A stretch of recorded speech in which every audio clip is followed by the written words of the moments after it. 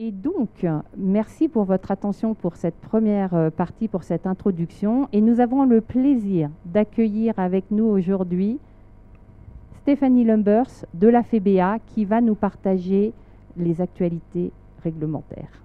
Je te laisse la zapette. Merci beaucoup Laurence. Et alors je vous prie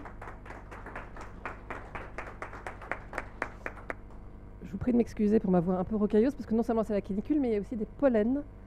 Donc voilà, désolée pour la voix un peu qui risque de dérailler un tout petit peu. Oui, donc Laurence m'a demandé d'intervenir ce matin pour vous faire un topo assez large sur l'actualité réglementaire. Alors vous allez voir certaines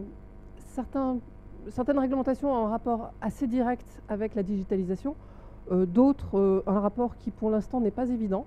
Mais l'objectif était quand même de faire un diaporama assez large. Et puis on sait que la digitalisation, des fois, se cache dans des recoins qu'on ne soupçonnait pas forcément au début. Donc voilà, on pourra reparler peut-être à l'issue de la présentation. J'ai une demi-heure, hein, c'est ça? Avec des questions. Alors rapidement, je vous apprends probablement pas grand-chose. Le secteur cosmétique est un secteur extrêmement dynamique. C'est un secteur dans lequel voilà, il est assez agréable de travailler parce que justement on est leader mondial. La FEBA donc représente les entreprises, les marques françaises, donc 300 adhérents. Un point qui est assez important, c'est la part de la vente de l'exportation qui apporte une dynamique assez particulière. Et l'autre point, c'est aussi la variété des produits que nous commercialisons. Du parfum au tube de dentifrice. Il faut aussi inventer des outils et des systèmes qui s'adaptent à toutes ces dynamiques de marché qui sont assez différentes. Donc en termes de réglementation, si on devait dresser un panorama assez large, on a beaucoup de réglementations européennes qui sont en train d'arriver, et je vais les détailler dans les minutes qui viennent. En France, donc, la vague AGEC, loi climat et résilience, est à peu près passée. On est en train de tirer les bilans de la loi AGEC. Dans les choses à venir, on est plutôt sur des REP, donc la REP textile sanitaire qui est en train de se mettre en place, la REP emballage professionnel aussi. Il y a aussi des choses qui concernent les PFAS, mais dans l'intervention de ce matin, je vais plutôt me concentrer sur les réglementations européennes. Et alors en fait, j'ai fait cette même présentation il y a 2 ans, presque jour pour jour. Donc j'ai commencé la préparation en ressortant cette présentation. Et c'est assez marrant parce que finalement, les choses changent, mais sans changer tant que ça. Mais je vous rassure, je ne fais pas la même qu'il y a 2 ans. Hein. Je l'ai retravaillé. Mais c'est vrai que voilà, on voit quand même une évolution. Alors la première chose, et on peut s'en réjouir ou être consterné, je vous laisserai décider, c'est une forme de recul assez net de la part notamment de la Commission européenne sur ses ambitions du Green Deal et sur le fait de mettre plutôt l'accent sur la compétitivité.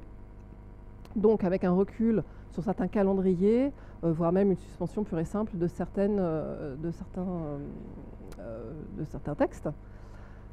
Et puis, un grand nombre de textes quand même, il y a 2 ans on en parlait, étaient plutôt à l'état de projet et maintenant on est en train de parler de mise en œuvre.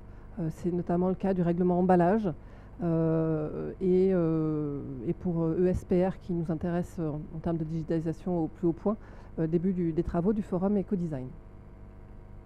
Donc si je passe un petit peu en revue tous ces différents textes, le gros morceau qui va nous occuper probablement tous pour les prochaines années, c'est le règlement emballage et déchets d'emballage, PPWR.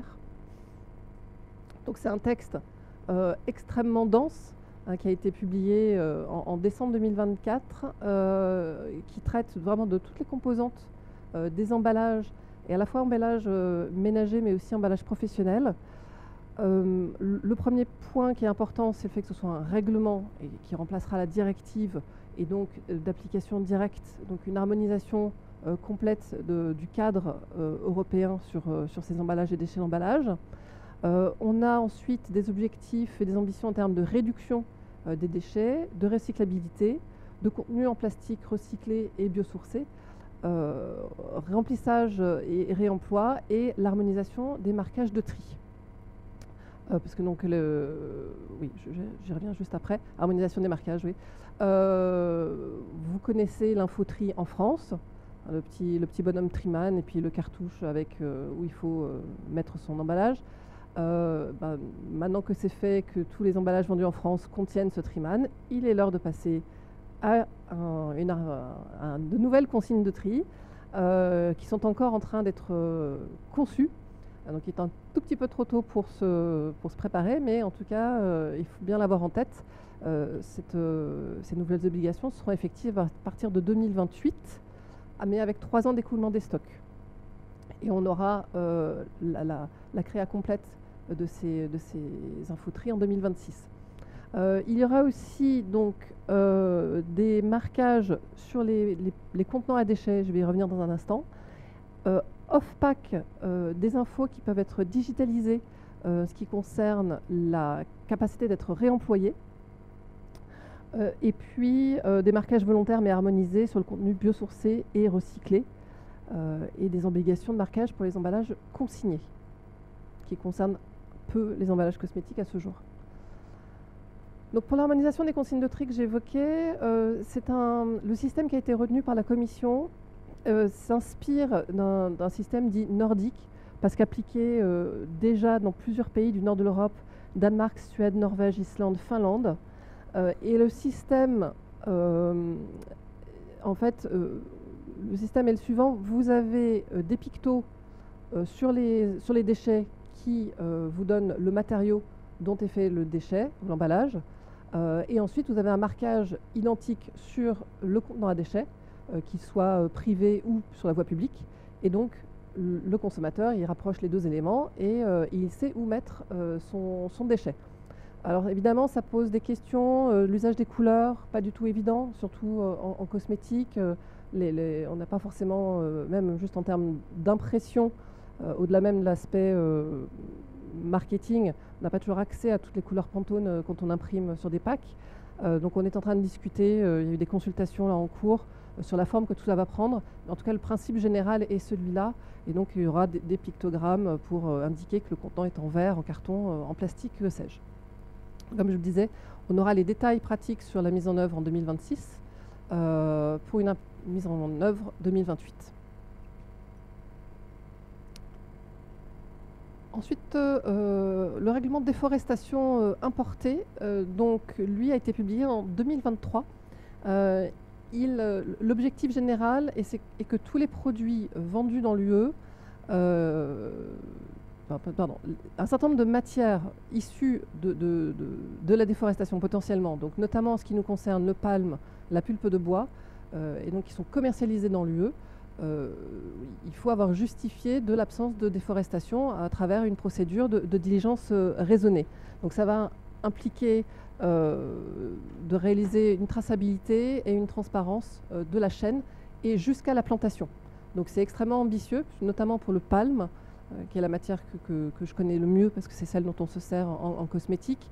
Le traçage jusqu'au lieu de production avec des coordonnées GPS très précises, c'est pas quelque chose qui est une information qui est communément disponible. Donc les fournisseurs sont en train de travailler là-dessus. Et donc ça donnera lieu à une déclaration de diligence raisonnée qui va être codifiée sur une plateforme des douanes. Donc vous allez avoir un numéro d'enregistrement. Je vous le précise parce qu'on a beaucoup de questions à la FEBA là-dessus. Ça ne concerne pas les produits qui contiennent un de ces dérivés. C'est-à-dire que si vous mettez sur le marché un produit cosmétique qui contient un dérivé d'huile de palme, vous n'êtes pas concerné par cette obligation de diligence raisonnée. Ce sera votre fournisseur de la matière dont le code douane est listé dans l'annexe de la directive. Je ne suis pas sûre d'avoir été très claire, je vois quelques regards. On pourra s'en reparler si vous souhaitez lors des questions-réponses ou après. Donc c'est vraiment, est-ce que vous mettez sur le marché européen un produit dont le code douane est listé en annexe? Si oui, vous avez cette procédure à réaliser, avec quelques subtilités évidemment, je le fais un peu courte, mais si vous commercialisez un produit qui contient ces matières, mais dont le code douane n'est pas dans la liste, vous n'êtes pas concerné directement.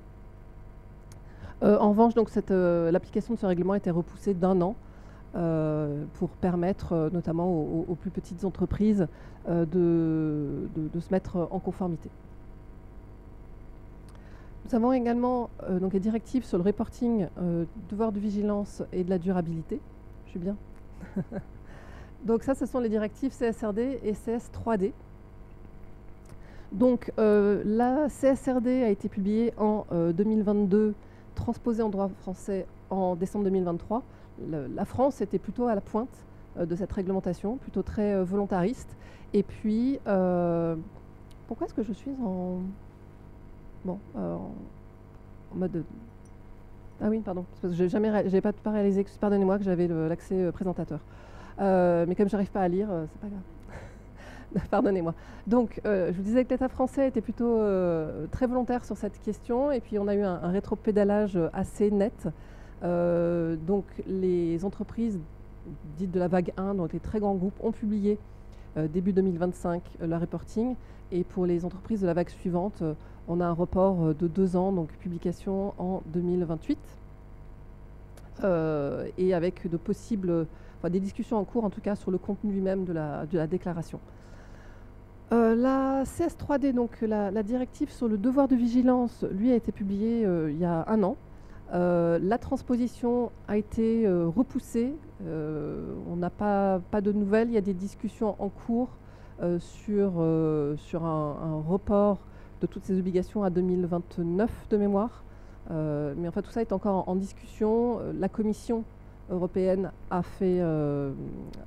publié une proposition dite omnibus de simplification. Le Conseil vient de répondre. On attend donc que le Parlement donne sa version. Donc, tout ça fait l'objet de ce qu'on appelle les trilogues de discussion entre les 3 instances européennes. Donc on ne sait pas exactement où tout ça va nous mener, ni sur le calendrier, ni sur le contenu exact, parce que le report de calendrier s'associe aussi à un allègement assez significatif des obligations, notamment le fait de ne pas devoir aller au-delà du rang 1, ce qui change quand même très significativement la donne.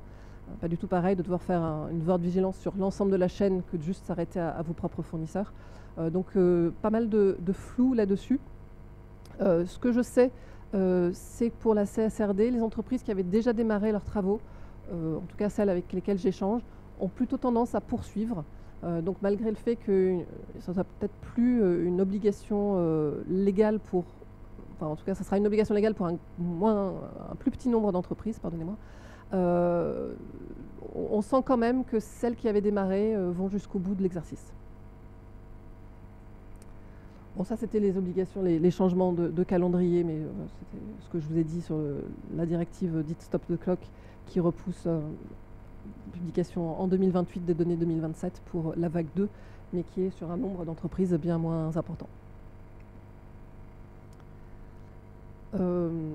Oui, écoutez, ce que je viens de vous dire, oui, l'EFRAG est en train de travailler sur donc, les simplifications. Donc l'EFRAG, c'est l'organisme qui a publié les normes qui donnent exactement le contenu de la CSRD. Ils ont donc eu un mandat de simplification et ils sont en train de travailler là-dessus. Il y a des consultations. La France aussi remonte ses positions. Et il y a aussi une norme pour les petites et moyennes entreprises non cotées qui a été traduite et qui est disponible, je crois, sur le site de l'autorité des normes comptables, si ça vous intéresse. Ensuite, éco-design. Je pense que ça va faire l'objet de pas mal de discussions aujourd'hui. Donc le règlement éco-design, lui aussi, il va fêter son premier anniversaire. Il a fêté même son premier anniversaire. Donc c'est un cadre d'exigence globale